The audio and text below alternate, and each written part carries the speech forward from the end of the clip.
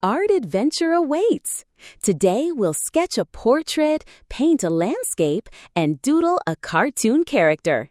Each piece unlocks new artistic secrets to level up your skills. Grab your tools and let's create something amazing together. Welcome to Color Tasting. Today we'll be drawing a collection of simple and easy sketches that anyone can follow along with. Whether you're a beginner or a pro, we've got something for everyone.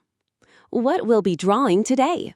Step-by-step easy drawings, simple ideas for beginners, creative touches for advanced artists.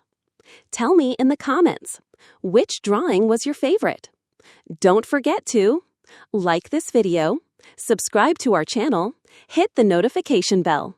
Happy drawing and enjoy the creative journey!